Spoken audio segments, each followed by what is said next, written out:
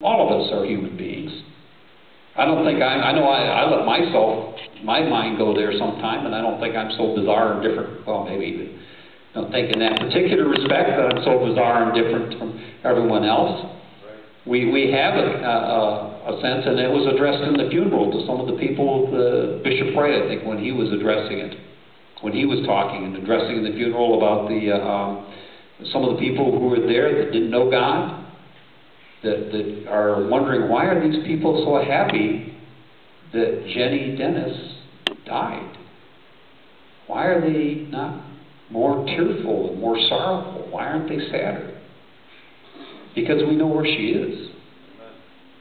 Because God's blessing in her life poured out on her for 30 years. But that was his time that he had for her. And she has the real blessing now of being in the presence of God, being back in the presence with John and with Paul. And since we really do believe what we teach, we're happy about that. To the point that Rusty, and anyone that knows their background, knows that they fell in love. Kind of one of these, eyes across the room experiences when she was still too young. And he waited for many years till she got old enough so they could get married. It's kind of like is there any doubt how much whether or not brother and sister Wright care about each other? No doubt there with Rusty and with Jenny either. So how can he be there without just being torn apart and being all broken up? Because she's gone. Because he knows where she is. She finished her race. Why at 30? Who knows? God knows. I don't know why he's at 30. I know he blessed her while she was here. He blessed her, blessed people by reaching out through her. And, when you see someone like that, maybe because she's saved today, and maybe because if she'd stuck around for next year, there's a trial that might cause her to be lost, and that's a whole lot more important than one more year. So, it's not about this world. Now, he did promise that he doesn't just ignore us and abandon us in this world. If we look at John chapter 10, verse 10, the thief cometh not but for to steal and to kill and destroy. I am come that they might have life and that they might have it more abundantly.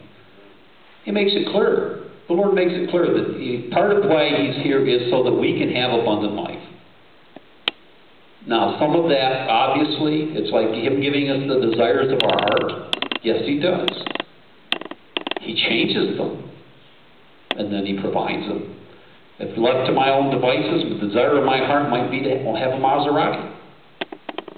But the first thing he does is he gives me the desire of my heart. He takes the desire I'm supposed to have and puts that in my heart, which is to reach out to people, see people saved, see me saved, see my family saved, see people around me saved, find his will and follow his will. And then he fulfills it. Well, same thing. He gives us life, and he gives us life abundantly. That abundant life may be in a mansion, living for God. Maybe in a shack, living for God. But he gives us joy and peace and provides our needs, living for God. And he changes some of the desires that we want at the same time. And either one of those is better. We can say it and hopefully mean it. It was kind of like when I was in the care group preaching and teaching about even if you get cancer and God just doesn't make it go away and you have to go do things, you still got to praise God and understand and be, just lift him up and be faithful and understand that whatever his reasons are, they're blessings. And lo and behold, he gave me a chance to see if I really believed what I said. Well, we can say that I'd rather live in a shack and be saved than be Bill Gates. Now, I've lived in shacks. I have lived in my life in a couple places where you could watch the stars at night from inside. But God, I can truthfully say, I would rather live in a shack saved than be Bill Gates. So he does give us life more abundantly, but it may not be the material things of this world, because it's not about this world. In fact, and Paul makes that very, very clear.